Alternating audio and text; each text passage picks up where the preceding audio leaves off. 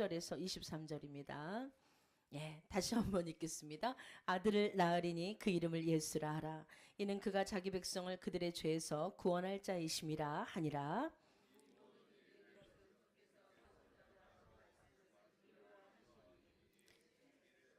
함께 읽습니다. 보라, 처녀가 잉태하여 아들을 낳을 것이요 그의 이름은 임마누엘이라 하리라 하셨으니 이를 번역한즉 하나님이 우리와 함께 계시다 함이라. 아멘. 주님 감사합니다. 주님께서 지금까지 나려주신 주님의 은혜로 우리는 하루하루 살았습니다. 또한 하나님 주님께 나오는 이 순간도 저희들 하나님의 은혜를 사모하며 이 자리에 머물고 있사오니 한량없는 은혜를 하늘에서 내려주시고 저희들의 마음에 흡족할 만한 은혜로 하나님 충만케 하여 주옵시기를 간절히 원하옵고 기도드립니다.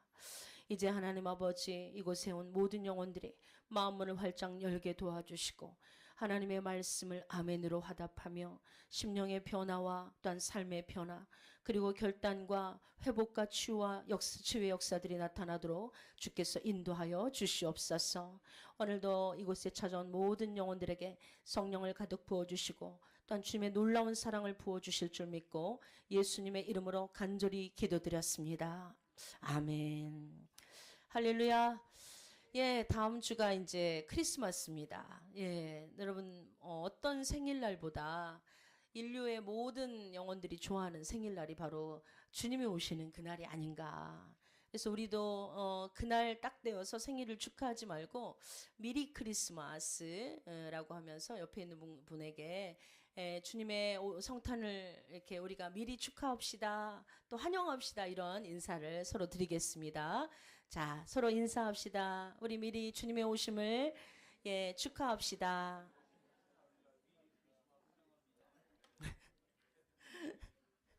해피 뉴 이어까지 하시는 분이 있습니다. 예, 교회에 오시면은 이제 긴장들을 많이 하세요. 이렇게 아무래도 새로운 또 교회 처음에 오신 분들이라든가 또 오래간만에 오신 분들은 굉장히 주눅이 들어 계시는데 예, 가슴을 펴시고요. 예, 오늘 여러분은 은혜 받으러 이 자리에 달려 나오신 것입니다. 예, 어떤 것이든 스포츠나 모든 것에 릴렉스라는 그 단어가 참 좋은 단어인데 오늘 릴렉스 하시고 그리고 정말 영적 은혜를 충만히 받아가는 시간이 되시기를 소망합니다. 자, 우리 말씀의 제목을 한번 다 같이 읽어보겠습니다. 시작. 예. 교회를 다니는 많은 사람들 중에 예수님을 아십니까? 그러면 예, 잘 압니다. 그분은 나를 위해서 이 땅에 오셨고요. 십자가를 지셨고요. 그리고 피를 흘려서 나의 모든 것을 구원해 주셨습니다. 그러면은 예수라는 뜻은 잘 아십니까? 라고 물어보면 그거는 조금 제가 잘 모르겠는데요. 라고 말하는 분들이 상당히 많습니다. 오늘까지 예수라는 뜻을 몰랐던 분이 혹시 계시더라면 오늘 설교 말씀을 잘 들으시면서 예수라는 뜻이 무엇이었다라는 것을 아주 여러분 정말 마음에 새기고 돌아가시기를 바랍니다. 자, 예수라는 이름은 당시에 살던 유대 지역에 아주 여러분 많이 사용되던 이름이었습니다. 그러니까 우리는 인류에 있어서 딱 한 분 예수님이라고 믿고 있지만 그렇지 않아요. 그 동네 가면 여기도 예수, 저기도 예수, 또 이 동네에도 예수? 아니 뭐 예수가 이렇게 많았어. 그래서 우리가 그 당시에 흔한 이름이었다라는 것을 알 수가 있습니다. 예수는 여러분이 이제 조금 연결고리를 지어서 생각하시면 히브리어로 여호수아 들어보셨죠? 아, 여호수아가 히브리어로 예수라는 뜻입니다. 그래서 여호수아 또는 예수아라고 불러요. 히브리어로는. 그러면 그리스도어로는 뭘로 부를까요? 이에수스라고 부르면 따라서 이에수스. 왜냐면 신학교 온 것 같아요, 오늘. 네. 여호수아 알았고 이에수스 알았어요. 자, 그 다음에 라틴어가 뭐냐면 예수예요. 그리고 또 예수스. 예, 예수스하고 예수하고 다른데 어디 가서 이렇게 말하면 큰 낭패당합니다. 예수와 예수스라는 말은 이 라틴어로 동일어입니다. 그래서 자, 그러면 여호수아 이렇게 올려내야 돼. 여라는 것은 하나님, 호수아 구원하신다. 아멘. 예, 오늘 공부 많이 하고 갑니다. 어떤 분은 적는 분도 있어요. 어우, 이런 깊은 뜻이. 여호수아. 그래서 우리는 그냥 여기서 연결해서 읽죠. 여호수아, 하나님이 우리를 구원하신다. 앞으로 여호수아 생각하면 하나님은 나를 구원하신다. 이렇게 생각하시면 되겠고요. 또 예수라는 이름 그 뜻도 여호와께서 나를 구원하신다. 하나님 나를 구원자다. 그러면서 이 예수라는 뜻은 구원자라는 뜻을 가지고 있습니다. 그러면 여러분이 구원이 필요할 때는 앞으로 SOS를 치시면 안 되고요. 119를 부르시면 안 돼요. 여러분이 구원이 필요하다. 나는 지금 물에 빠졌어요. 자, 누구를 불러야 할까요? 그렇죠. 예수님을 부르면 됩니다. 할렐루야. 그런다고 진짜 물에 빠진 분들이 예수님, 예수님 하면 죽을 수도 있어요. 예. 우리가 어떤 삶의 위험과 어려움과 또 괴로움 속에, 고통 속에, 또 질병 속에 걸렸을 때 누구를 찾아야 합니까?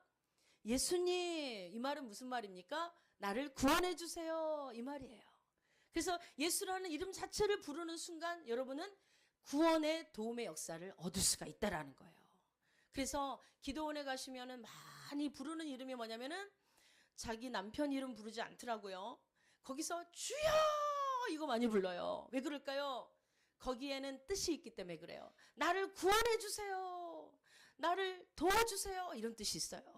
그래서 여러분은 길 가다가 정말 주님이 필요할 때 주님을 부르시기를 소망합니다. 당시는 히브리인들은 성이 없었어요. 저로 말하면 현숙이냐. 현숙이가 너무 많은 거예요. 여기도 현숙, 저기도 현숙. 예. 선이가 너무 많은 거예요. 선이. 여기도 선이, 저기도 선이. 그래서 정말 이 헷갈리는 거예요. 여기도 선이, 저기도 선이니까. 자, 어떻게 해야 될까요? 그래서 그들이 택한 방법은 그러면 우리가 그 아버지의 이름을 거기다 붙이자. 그래서 세베대의 아들, 뭐 야고보, 요셉 뭐 이렇게 붙이듯이 그 아버지를 앞에다 붙이자. 아니면은 또 한 가지는 그러면 동네 이름을 붙이자. 그래서 행신동 현숙 이렇게 부르는 거예요. 행신동 선이. 그럼 여러분은 뭐예요? 자, 각기 동네가 다르니까 저기 우리가 저쪽에서 연희동에서 오신 분도 있어요. 연희동, 경희 이렇게 되겠죠. 저 대만에서 오신 분도 계세요. 그럼 대만, 희경 이렇게 하나님 이렇게 이제 이름을 붙인단 말이에요. 그래서 금방 알아볼 수 있겠죠. 대만에서 온 희경 씨 이렇게 금방 알아볼 수가 있어요. 자, 그래서 예수님이 앞에 붙은 칭호가 뭡니까? 나사렛 예수. 이제 조금 공부를 지금 이 짧은 시간에 여러분은 정말 신학교 한 학기 강의를 들은 겁니다. 예, 굉장히 박식해졌어요. 그러면 우리가 정리를 해봅시다. 자, 여호수아 어떤 뜻입니까? 금방 또 까먹어 버렸어요. 하기야 뭐 114 해가지고 자 010 거기까지밖에 생각 안 나죠. 그 다음에 뭐였더라. 그래가지고 저는 114를 3번까지 해본 적이 있어요. 금방 이 번호를 알려줬는데 또 도로 까먹고. 그래서 여호수아 다시 한번 뜻을 말하는 뜻을. 예, 이렇게 장단이 잘 맞아서야. 네, 너무 좋습니다. 그럼 예수는 SOS 치지 말고 119 치지 말고 구원자. 예, 뭐 우리 이정호 집사님 눈이 초롱초롱해요 지금 뭐 완전히 뭐 잘 알고 계세요. 어느 교회에 사람들 앞에만 서면 너무 떨리는 여자 집사님이 있었어요. 너무 떨리는 거예요. 그분이 제일 힘들어하는 게 대표 기도예요. 그래가지고 어떻게든 대표 기도를 피해서 지금까지 왔는데 어느 날 목사님이 자 우리 여성교회 야유회를 갑시다 한 거예요. 야유회를 가서 자 식사 기도는 자 여성교회 회원들이 돌아가면서 하시게 되겠습니다. 그랬어요. 이 여성교회 이제 모임을 갖기 때문에 어쩔 수 없이 불가피하게 이분의 이 기도 시간이 돌아오게 되었습니다. 그런데 그분의 기도는 아침 식사 때 하는 기도였어요. 이분이 잠을 잤겠어요. 밤잠을 설치고 전전긍긍하면서 몇 장의 A4 용지에다가 정말 기도문을 썼지만은 다 마음에 안 드는 거예요. 그래서 하나님께 모든 것을 맡기자. 그리고는 가서 기도를 합니다. 자, 그런데 기도가 시작되었어요. 얼마나 기도가 생각보다 너무너무 잘 나가는 거예요. 사람들이 오늘 저 여집사님은 하나도 떨림이 없이 너무너무 기도를 잘하신다, 훌륭하다 그러고 있으면 이제 마지막 기도만 드리면 됩니다. 그런데 도대체 마지막에 뭘 해야 되는지 그 끝 구절이 생각이 안 나는 거예요. 여러분, 이 기도를 마칠 때 뭐라고 하죠? 그렇죠. 예수님의 이름으로 기도드립니다. 이렇게 하면 이제 딱 끝나는데 그게 생각이 안 나는 거예요. 그 예수님의 이름이. 그래가지고는 이분이 어떻게 했냐면 그게 이러고 있으니까 이제 사람들이 헛기침을 하고 배고파 죽겠는데 이 왜 이렇게 기도가 안 끝나는 거야. 그러면서 이제 옆에서 막 그렇게 이제 옆구리도 찌르고 하니까 이분이 이제 다급한 마음에 그때 오병이어로 5,000명을 먹이신 그분의 이름으로 기도드립니다. 그랬더니 여러분, 생각이 안 나면 그렇게라도 하세요. 또 어떤 분은 무리를 걸어오신 그분을 이름으로 기도를 했다고 이렇게 기도드립니다 하고 기도를 마쳤다고 해요. 예수라는 이름의 뜻, 여러분 정말 중요한 의미가 내포되어 있습니다. 예수, 그냥 붙여준 이름이 아니죠. 21절에 보니 아들을 낳을 것이니, 자, 그 이름을 예수라 하라. 이거는 요셉과 마리아가 정해서 이름 붙인 게 아니에요. 누가? 주님께서, 하나님께서 아들을 낳을 건데 반드시 아들이다, 걱정하지 마라, 아들인데 자, 그 이름은 반드시 예수라고 해야 된다. 왜냐하면 예수라는 뜻은 그 뒤에 해석이 돼 있죠.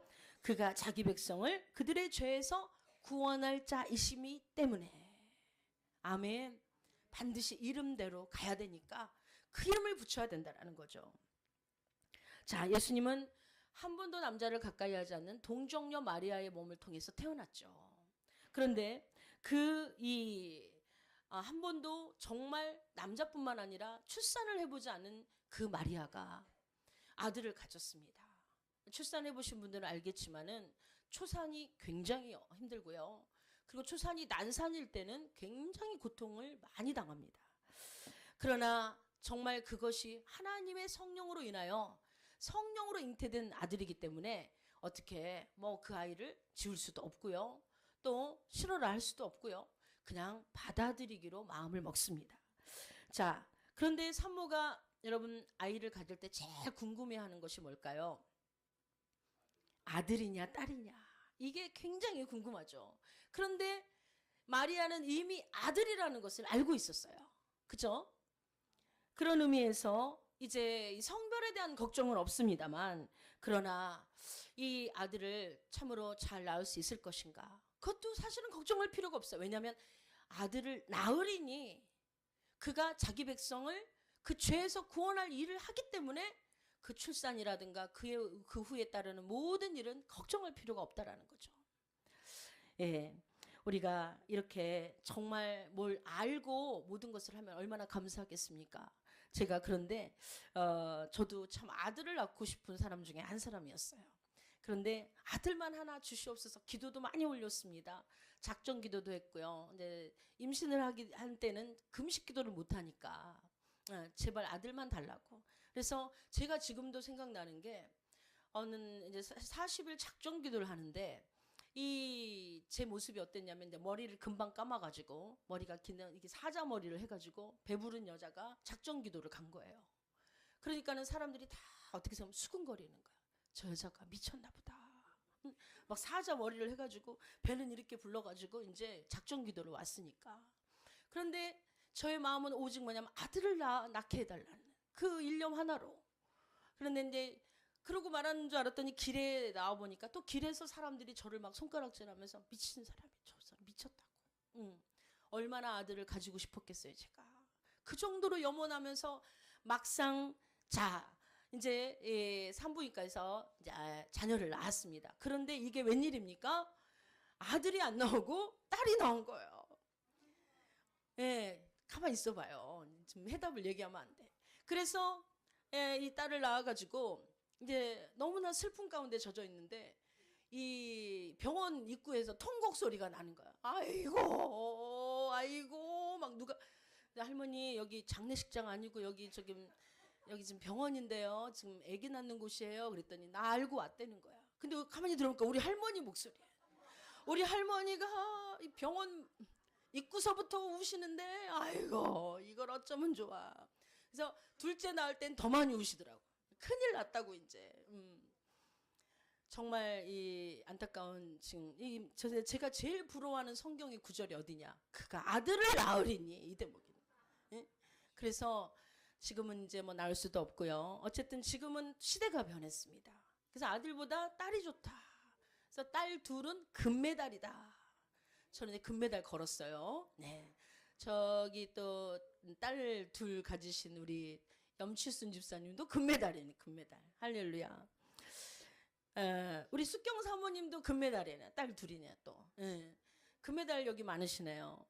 자, 여러분 이렇게 이제 예수님의 탄생은 시작됐습니다. 그런데 이 탄생이 정말 그때 결정지어서 나 태어난 그런 탄생이 아니라 구약시대 이미 다 예언된 탄생이었다라는 거예요. 그래서 이사야 말씀을 보니까 이사야는 예수님이 태어나시기 전에 700년 전 사람이에요. 어떻게 700년 전 사람이 700년 후에 되는 일을 알 수가 있을까요? 그것은 성령으로만 알 수 있는 것입니다. 하나님께서 알게 하신 거예요. 거기 그 이사야 7장 14절에 보시면 보라 주가 친히 징조를 너희에게 주실 것이다. 보라 처녀가 잉태하여 아들을 낳을 것이 똑같은 대목이 나오죠. 그 이름을 임마누엘이라 하리라 라는 이 대목이 또 나오게 되는 것이죠. 그래서 이 구약의 이사야는 이미 예수님이 오실 것을 알고 미리 예언을 했다라는 거예요. 정말 이 놀라운 사실을 여러분이 정말 오늘 아시기를 소망합니다. 근데 이 이사야는 고난의 종이며 그가 우리를 위해 십자가에 돌아가실 것까지 다 예언을 했습니다.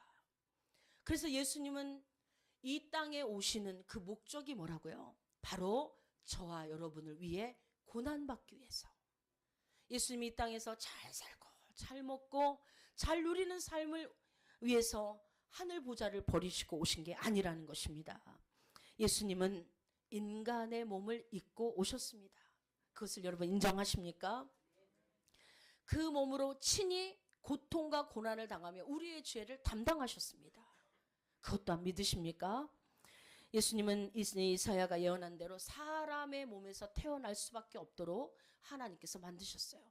그래서 이사야 11장 1절에는 이새의 줄기, 즉 다윗의 아버지의 이 줄기, 다윗의 혈통을 통해서 결국은 태어나게 되실 것이라는 하나님의 메시지가 있었습니다. 그 뿌리에서 한 가지가 나며 결실할 것이요. 아멘. 그래서 예수님은 그 메시아의 탄생은 정말 다윗의 혈통을 통해서 육적으로 그리고 인간의 몸을 입고 태어날 수밖에 없었다라는 것입니다. 그러나 이 몸을 입고 이 땅에 오셔서 예수님께서 우리를 위해 해주신 일이 무엇일까요? 여러분 우리를 위해서 희생 제물로 바쳐진 사건을 기억하시기를 바랍니다. 희생 제물이라는 것은 흠이 없어야 돼요. 예수님만이 죄가 없습니다. 우리는 모두 죄인입니다. 그것을 인정하십니까? 예. 여러분이 죄인인 것을 인정하지 않으면 여러분 예수님인 거예요. 그러나 내가 예수님이 아닌 이상은 모두가 죄를 인정해야 합니다. 그래서 우리는 우리의 죄를 인정함으로 우리는 우리 자신을 드릴 수가 없는 거예요. 그렇기 때문에 여러분 나 자신을 하나님께 드리지 못하는 시대에는 어떻게 됐냐면 거기에 짐승에게 나의 죄를 전가, 즉 여러분이 도둑질을 했다. 그러면 그것을 가지고 짐승에게 그 죄를 전가해버리는 거예요. 이 짐승에게로 죄가 뒤집어 씌워지는 게 됩니다. 그럼으로써 이 짐승은 하나님께 바쳐짐으로써 나의 죄는 사해지게 되는 거예요. 예수님 또한 그러한 역할을 하셨죠. 그렇기 때문에 예수님은 흠없는 어린 양으로 이 땅에 오셨고 여러분은 여러분의 죄를 그분에게 다 담당시켜버린 것입니다. 여러분의 죄를 그분에게 줘버린 거예요. 나의 죄를 현재, 과거, 미래의 죄까지 다 그분에게 이양시킨 것입니다. 그러므로 여러분이 죄가 없게 된 거예요. 여러분이 그러므로 깨끗하게 된 거예요. 근데 예수님은 온 인류의 죄를 다 짊어지시게 된 거예요. 그리고는 십자가에 올라가시게 된 것입니다. 여러분, 그래서 인간이 될 수밖에 없었고 인간으로 오실 수밖에 없었어요. 인간이 아니고서는 받쳐질 수가 없기 때문에. 그런데 예수님의 신성을 사람들은 많이 인정합니다. 예수님 하나님의 아들이십니다. 주님 그리스도시여 하나님의 아들이심을 믿습니다라고 말했던 베드로처럼. 그러나 예수님의 인성 또한 인정하십니까? 여러분, 우리가 예수님이 인성을 가졌다는 이 대목에서 굉장히 공감대를 많이 가지고 있어. 아, 나 아파. 나 바늘로만 찔러도 아픈데 예수님은 못이 박혀서 돌아가셨어. 얼마나 아프실까? 그러면서 여러분은 어떻게 생각을 하시냐면, 우리가 그때 위로를 받죠. 예수님의 대못을 박히고 돌아가신 것을 통해서 내가 바늘에 이 찔린 거, 이건 아무것도 아니야. 할렐루야. 아멘. 여러분 믿습니까? 얼마나 많은 위로를 받으셨습니까? 내가 고통스럽고 내가 질병에 놓여 있을 때 예수님께서 그 십자가에 어마어마한 고통을 당하시는 것을 보고 여러분 많이 위안을 삼으셨죠. 그래, 이 정도 고통은 이겨낼 수 있어. 예수님도 당하셨잖아.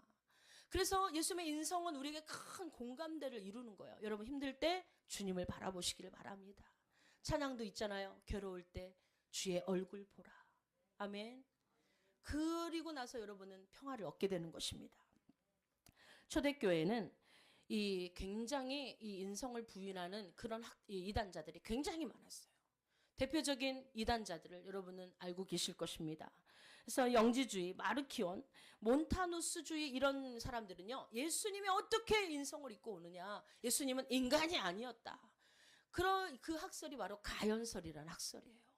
그래서 이 도케니즘이라는, 오늘 정말 신학교 오신 것 같죠? 할렐루야. 네, 도케니즘이라는 이 가연설은 예수님은 유령처럼 그냥 이 땅에 다니셨거나 아니면은 예수님은 사랑의 몸이 아니셨을 것이다라는 그런 학설이죠. 그래서 실제로 우리 같은 이런 몸이 아니라 전혀 다른 형체의 몸이거나 짠 하고 뭐 어디든지 나타날 수 있는, 어디든지 물 위에 걸을 수 있는 그런 영체, 즉 유령과 같은 아니면 천사 같은 그런 몸이었을 것이다 라고 하는 것이 가연설입니다. 자, 예수님이 진짜 그렇게 이 땅에 오셨을까요? 예수님은 때로 눈물을 흘리셨어요. 아멘. 예수님은 너무 피곤했어요. 그래서 잠도 주무셨어요. 예수님은 식사도 하셨어요. 아멘. 그런데 성경 어디에도 예수님이 화장실 갔다 이 말이 없어서 제가 지금까지 찾고 있는데, 예수님 화장실 갔다 이 말이 없더라고요. 어쨌든 그러나 성경 속에서는 그것을 감춘 줄 믿습니다. 어쨌든 화장실도 가신 줄 믿습니다. 아멘. 믿어요. 안 믿어요? 우리 소미형 집사 안 믿어요? 네, 믿습니다. 그래서 우리 예수님은 인간의 옷을 입고 똑같이 우리와 같이 인간의 몸으로 사셨다라는 것이죠. 자, 여러분, 이와 같은 사실이 여러분에게 큰 은혜가 되시기를 소망합니다. 예수님은 저 하늘 보좌를 버리시고 이 땅에 오셨어요. 그리고 사람의 모양으로 나타나시고 종의 형체를 가지셨어요. 그리고 사람과 같이 자기를 낮추셔서 우리와 같이 걸어 다니시고 우리와 같이 숨 쉬시고, 그리고 그것을 뭐라 그럽니까? 전문 용어로 임마누엘이라 그러는 거예요. 아멘. 지금도 여러분의 삶 속에 임마누엘 되신 주님께서는 여러분과 똑같이 함께 하시는 줄 믿으시기를 소망합니다. 내가 고통받는 현장에 예수님이 와 계시고요. 내가 힘든 그 모든 상황 속에서도 주님은 내 곁에 계시는 것이에요.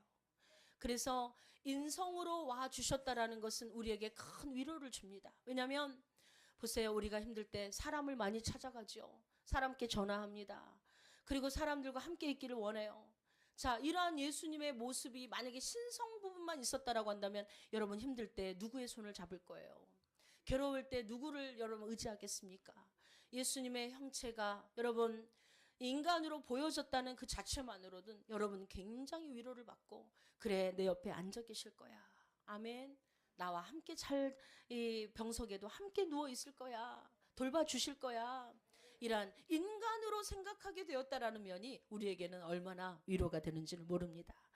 여러분, 우리 예수님은 이러한 모습으로 우리에게 다가오신 분이심을 믿으시기를 소망합니다. 이제 예수님의 인성도 여러분 인정하십니까? 아멘. 그 인성적인 부분이 얼마나 위로가 되시는 줄 여러분 깨달았습니까?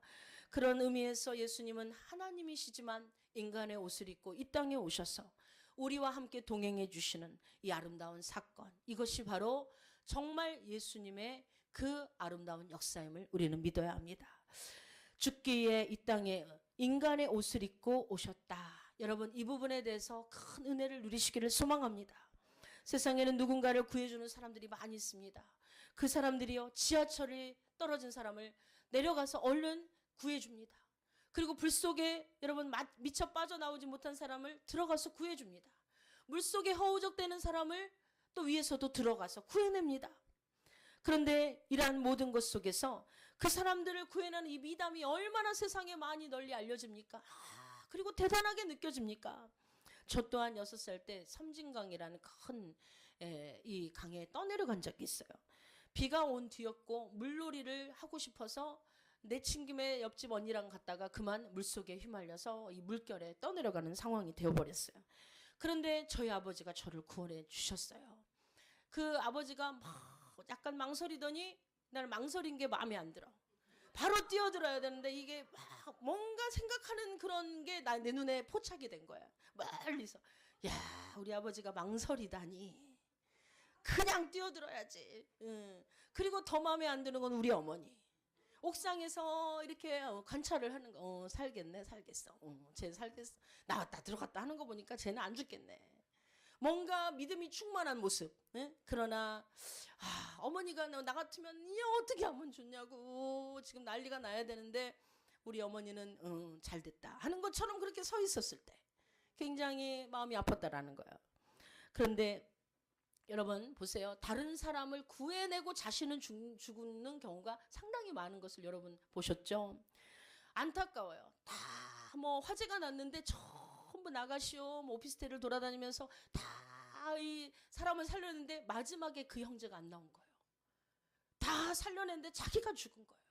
세월호 사건이 일어났을 때 그 선생님 한 분이 정말 그 아이들을 살리려고 노력을 했는데 본인은 못 나온 거예요. 이런 경우. 그 우리 아버지의 나중에 이 말씀을 들어보니까 아버지가 이런 얘기를 하시더라고요. 내가 저 아이를 살리려다가 나도 죽을 수 있겠구나. 그래서 망설였던 거예요. 그래서 이해가 됐어요. 저 아이를 살리려다가 내가 죽으면 어떻게 하지? 그러면 인간은 죽음 앞에서 두려워하게 돼 있잖아요. 그러나 하나님의 은혜로 둘 다 살았습니다. 아멘.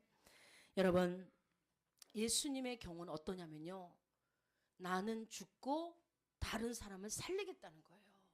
나는 죽고 그 죄인들을 살리겠다는 거예요. 의인도 아니에요. 착한 사람도 아니에요. 그래서 우리가 아직 죄인 되었을 때 그리스도께서 우리를 위하여 죽으심으로, 아멘. 정말 죄인이 뭐가 이뻐요. 죄인이 뭐가 그렇게 대단합니까? 그런데 죄인을 위해서 예수님이 십자가에 죽으셨다는 거예요. 그리고는 하나님께서 우리에 대한 자기의 사랑을 보여주셨다는 거예요. 믿습니까? 고난받을 이유가 전혀 없었던 분이에요. 그분은 마다하면 그만인 거예요. 온 인류가 죽거나 말거나 상관없는 그런 나는 상관없습니다 하면 끝나는 거예요. 그러나 그분이 친히 이 땅에 오셔서 십자가에 피 흘리시고 말할 수 없는 고통을 겪으시고 절규까지 하시면서 그 절규로 얼룩진 그 현장에서 피투성이인 그 현장에서 자신을 내어드리면서 우리를 살려주셨다라는 것이죠. 여러분, 우리는 그렇게 구원받았습니다. 우리는 그렇게 예수님과 만나게 되었다라는 거예요. 이 모든 고통을 이겨내신 주님은 바로 여러분을 너무나 사랑하시는 그런 임마누엘 되신 주님임을 믿으시기를 소망합니다. 그 피 한 방울 한 방울로 여러분의 죄를 씻어주셨습니다. 아멘. 그 모든 죄악을 깨끗이 청산해 주셨습니다. 주님에게는 너무나 큰 아픔이었지만 정말 머리서부터 발끝까지 모든 고통이 밀려왔지만은 그러나 한 영혼을 살리고 또 여러분을 살리기 위해서 최선을 다하셨습니다.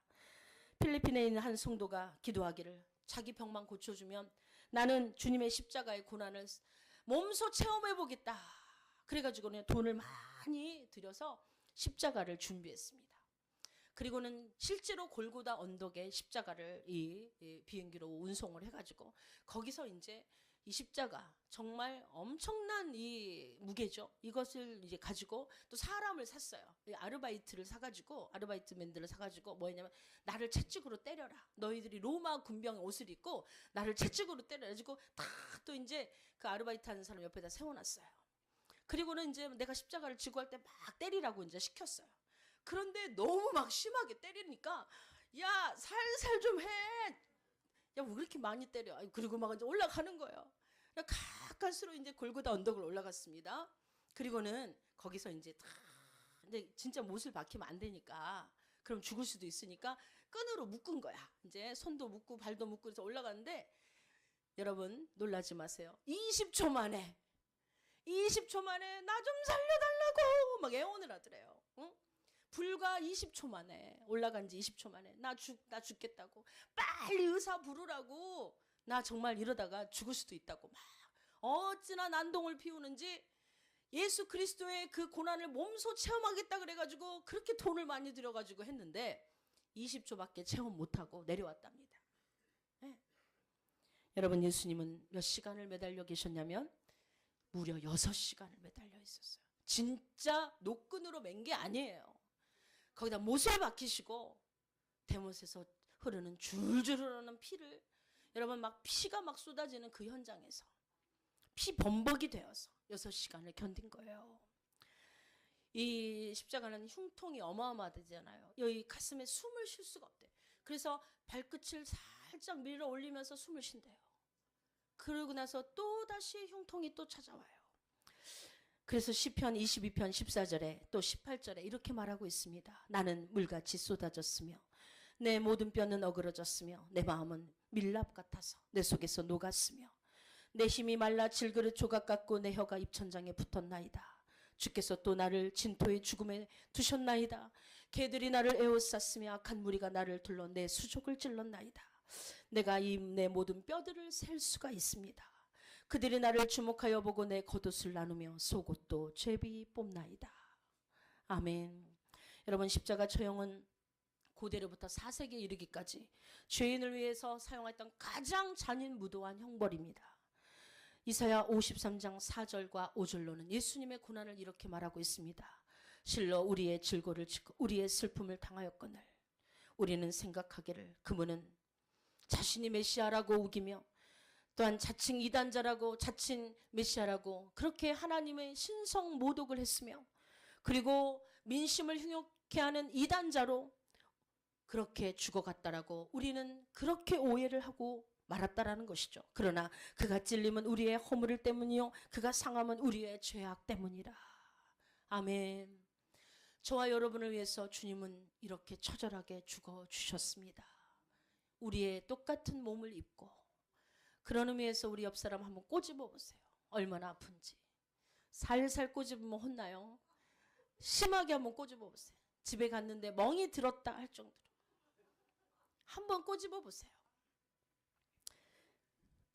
교회를 이제 오래전에 어떤 목사님이 이제 막 전도를 하다가 한 이제 노인을 전도를 했어요. 그런데 이분이 정말 배운 게 없었어요. 그래서 일자무식인 거예요.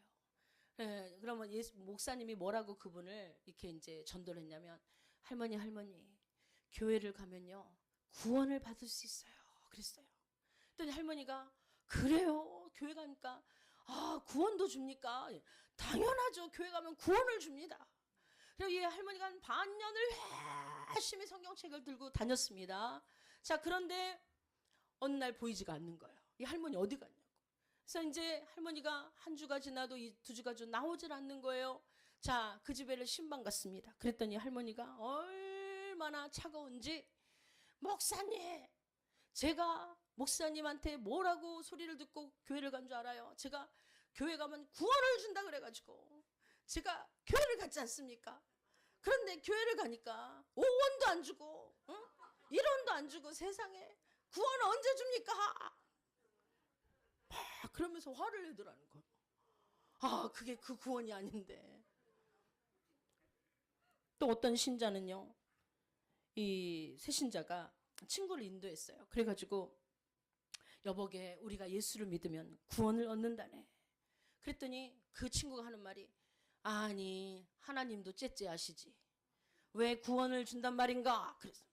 그랬더니 그 친구가 또 얼떨결에 또 이게 성경적인 지식이 없는 거라. 그래서 이렇게 뭐냐면 그게 아니고 하나님께서 11조를 이론 떼시고 구원을 주는 거라네. 참 제대로 믿어야지. 그랬다는 거예요. 여러분 하나님이 구원만 주시겠습니까? 10원도 주시고요. 100원도 주세요. 아니요. 여러분 하나님이 자녀가 되게 만들어 주시고요. 영원한 생명을 주시고요. 아멘. 영원한 상급을 여러분에게 주실 줄을 믿으시면 아멘. 저는 고등학교 3학년 때까지 예수를 안 믿었어요. 근데 정말 교회를 어떻게 생각하면 여러분 이 자기 고정관념이 무섭습니다. 저는 교회 가서 앉아있으면 다 한가한 사람들로 보인 거예요. 그러니까 시간이 널널하신 분들이 교회 간다. 사실은 그게 아니었는데 그래서 제 친구가 복음을 전하면 제가 그랬어요. 야 나는 시간이 없어. 먹고 살기도 바빠. 그런 내가 무슨 교회를 가겠냐. 너나 가서 좀 예수 믿어라. 그런데 이러던 제가 대학교 3학년이 되면서 정말 예수님을 만났어요. 지금도 잊지 못하는 것은 주님의 피 한 방울 한 번 흘리셔서 손으로 자기 얼굴을 닦아서 나를 닦아주시고 또 한 방울 묻혀서 나를 닦아주시고 아멘. 그 뒤로 내가 하얀 세마포를 입더라고요. 정말 그 현장을 잊을 수가 없어요. 예수님이 날 위해 죽어주셨구나 하는 것을 그때 느끼고 예수님만 그 이름만 나오면 전 눈물을 흘렸어요. 너무 감사해서. 그리고 누가 나를 위해 죽어준단 말인가. 여러분 사람은 가장 외로울 때 힘들 때 가장 정말 사랑을 여러분 갈구하게 돼 있습니다. 제가 대학교 3학년 때는 제 어머니가 돌아가신 때였어요. 그때 가장 인생의 처절한 상황에서 저에게 그 사랑을 부어주시는 예수님을 만나 제 인생이 완전히 변해버린 거예요. 여러분 너희가 그 은혜를 인하여 믿음으로 말미암아 구원을 얻었나니 이것이 너희에게서 난 것이 아니라 하나님의 선물이라. 저는 선물을 받았더라고요. 기적 같은 선물. 그때 제가 예수 만나지 않았으면 저는 항상 그 얘기했어요. 저는 이 세상에 없습니다. 나는 지금까지 이 세상에 존재하지 않을 것입니다. 그러니까 예수님이 맨날 여기에 세워서 그 간증하게 만드시잖아요. 예수를 증거해라. 유명한 인도의 정신적 민족적 지도자였던 제가 태어나기 딱 100년 전에 태어난 간디가 있어요. 간디라는 사람. 제가 1968년 10월 2일에 태어났는데 이분이 100년 전에 딱 태어났더라고요. 그런데 이 사람이 어떤 사람이냐면 독실한 예수 숭배자예요. 그런데 정작 기독교인은 아닙니다. 그러니까 예수님의 모든 것은 좋아합니다. 그분이 병을 고치 너무나 훌륭해. 너무나 그분이 5,000명을 먹였어. 정말 대단해. 그랬지만 예수 믿으시오. 아니 난 안 믿겠습니다. 그분은 믿지 않습니다. 기독교인이 되지 않겠습니다. 그런데 그 이유가 있었어요. 왜 그러냐면 그가 그 친한 친구인 선교사가 복음을 전했습니다. 그때 간디가 정말 그걸 좋게 받아들이고 교회를 갔대요. 교회를 갔더니 그 입구에서 그 교회를 지키는 문지기가 하는 말이 당신은 유색 인종이기 때문에 여기에 들어올 수가 없습니다. 딱 막아버린 거예요. 그래서 간디가 한 유명한 말이 있잖아요. 예수는 좋으나 교회는 싫습니다. 성도들 중에 이런 성도들을 굉장히 많이 봤어요. 목사님 저 예수님 너무 좋아해요. 예수님 너무 사랑해요. 근데 교회는 싫어요. 교회 안 다닐 거예요. 저는 혼자 예배 드릴 거예요. 혼자 주님과 만날 거예요. 이런 분들이 굉장히 많더라고요. 오히려. 자, 그럼 간디는 구원을 받았을까요? 여러분 어떻게 생각합니까? 예, 섣부른 추측입니다. 간디가 이런 얘기를 했어요. 비록 내가 나의 기독교 친구들이 원치 않은 길을 택했지만 그들이 나를 일깨워준 종교적 탐구에 대해 깊이 빚진 자의 심정을 갖고 있다. 나는 항상 그들과의 만남을 소중한 추억으로 갖고 있을 것이다. 그런 좋은 추억을 담는 교제들이 내 마음에 달콤한 추억으로만 남아있을 것이다. 그것을 좋은 일로만 여기고 실질적으로 주님을 만나지 못했다라는 거예요. 여러분 간디의 철학은 뭡니까? 핵심이 뭐냐면 나 스스로 나의 능력으로 사람이 자신을 구원하는 것이지 누군가 의해서 내가 구원받는 것은 아니다라는 거예요. 그게 간디의 철학입니다. 그러나 예수님께서 우리에게 말씀하시기를 우리의 구원은 어떻습니까? 주 예수를 믿으라. 그리하면 너와 내 집이 구원을 얻으리라. 아멘. 우리 스스로 어떠한 선행이나 자신의 능력을 가지고 자신을 구원하는 그 길은 진정한 구원의 길이 아니라는 거죠. 그러면 여러분은 정말 지금 고행의 길을 가야 되고 수도의 길을 가야 되고 그리고 세상의 모든 걸 끊어야 되고 이런 정말 죄를 깨끗게 해야 되는 그런 엄청난 고통을 여러분 지금도 감당해야 합니다. 그러나 예수님은 너무나 쉬운 길을 우리에게 주셨어요. 그런 너무나 많은 고통을 받으면서도 우리는 너무 쉬운 길을 주신 거예요. 믿습니까? 그런 너무나 정말 몸이 찢기고 살이 피가 튀는 그런 고통을 당하면서도 여러분에게는 금길, 꽃길을 열어주신 거예요. 그것을 믿으십니까? 우리가 흔히 그러잖아요. 부모는 고생해도 돼. 막노동을 해도 되고 무슨 일을 해도 돼. 너만 잘 되면 돼. 이런 마음이 예수님의 마음이었다라는 것을 믿으시면 아멘. 그렇습니다. 예수님은 주 예수만 믿어. 그러면 너와 내 집이 구원을 얻을 거야. 내가 고통당하는 것은 내 몫이고 내가 다 감당할게. 할렐루야. 여러분, 그래서 우리의 구원자가 되셨던 것입니다. 우리는 여러분 이 구원의 역사는 반드시 구원을 주시는 예수님을 나의 구원자로 믿고 받아들여야만 이루어지는 것이에요. 십자가의 피 흘리심과 죽으심이 나의 죄로 인함임을 고백해야 합니다. 할렐루야. 그분에게 모든 죄를 이양하는 미안한 마음이 우리 가운데 있어야 된다는 거예요. 여러분, 지금 여러분이 걷는 이 꽃길이요, 누구 때문입니까? 여러분이 걷는 이 황금길이 누구 때문이에요? 여러분 지금 얼마 어마어마한 축복을 받았죠? 다 누구 때문입니까? 바로 예수 때문이에요. 예수 그 이름 때문입니다. 그 이름이 우리로 복된 삶을 열어주신 거고요. 이 땅에서뿐만 아니라 저 하늘에서도 영원한 축복의 삶이 여러분의 몫이라는 것을 믿으시면 아멘. 여러분, 신앙은 세습되지 않습니다. 교회는 세습하더라고요. 그것도 법으로 요즘은 규정을 하고 있습니다. 저는 아들이 없는 게 또 한 번 감사가 되는 거예요. 세습은 안 하겠구나. 할렐루야. 그래서 이 긴장을 늦추지 않고 있는데 저희 남편이 이제 마지막 신학교 마지막 학기인데 저한테 이러더라고요. 목사님 언제 내려오실 거예요? 그러더라고요. 그래서 지금 불안감을 금치 못하고 있습니다. 제가 아들이 없다고 좋아했더니 남편이 나서가지고 지금 그래도 우리 교회 지방에 간 목사님들이 다 하시는 말씀이 목사님 이제 가정주부로 돌아오시고 남편을 세우라는 거예요. 그래서 택도 없는 소리. 안 내려간다. 여기를 끝까지 고수하려고 지금 작정하고 있습니다. 그래서 저녁 기도회 하는 거예요. 아멘. 신앙이 세습되지 않는다라는 거. 여러분의 몫이에요. 구원은 여러분의 몫입니다. 예수 믿고 구원 받았어도 내가 모태 신앙인데 나도 뭐 어머니 치마 꼬리 붙잡고 내가 천국에 갈 수 있다. 여러분 이런 헛된 꿈을 버리시고요. 이 시간 마음 문을 열고 예수 그리스도를 마음에 영접하시기를 바랍니다. 하나님이 세상을 이처럼 사랑하사 독생자를 주셨으니 이는 저를 믿는 자마다 멸망치 않고 영생을 얻게 하려 하심이라. 예수님의 구원의 역사는 그 누구도 대신할 수 없는 역사였고 그분께서 홀로 치러야 되는 고통의 역사였습니다. 그러나 여러분 그분은 우리의 모든 것을 주셨습니다. 이제 여러분 다 가지세요. 다 가지시기 바랍니다. 마지막 이 말씀만 하고 마치겠습니다. 태어날 때부터 중증 뇌성 마비로 어떻게 왜 그렇게 되냐면 아기를 꺼내다가 의사가 잘못해서 집게를 잘못 뇌를 건드리는 바람에 이 뇌성 마비로 인생을 살아야 됐던 송명이라는 시인이 있어요. 7살 때까지만 허공을 바라보고 누워만 있었습니다. 16살 때는 가장 극심한 절망을 느꼈다고 해요. 그러나 그 자리에서 예수님을 만났어요. 그리고는 1600곳을 다니면서 복음을 증거했고요.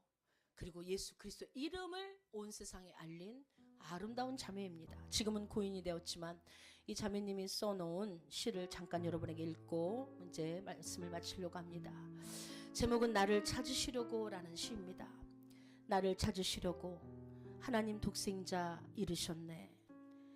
나를 잡으시려고 하나님 외아들 버리셨네. 나를 살리시려고 하나님 자기를 죽이셨네. 나의 온 마음이 그리스도로 가득하며 나의 모든 말이 그리스도를 말하고 나의 행동 모두가 그리스도를 나타내기를 원하네. 또 하나의 시는 그 이름이라는 시입니다. 예수 그 이름 나는 말할 수 없네. 그 이름 속에 있는 놀라운 비밀을, 그리고 그 이름 속에 있는 놀라운 사랑을, 그 사랑을 말할 수 없어서 그 풍부함을 다 표현 못해서 세상에는 비밀이 되었네. 그 이름이 비밀이 되었네.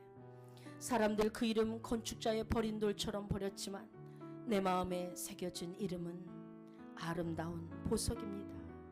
내게 있는 귀한 비밀이라, 내 마음에 숨겨진 기쁨이라. 예수 오 그 이름, 나는 말할 수 없네. 그 이름의 비밀을, 그 이름의 사랑을. 아멘.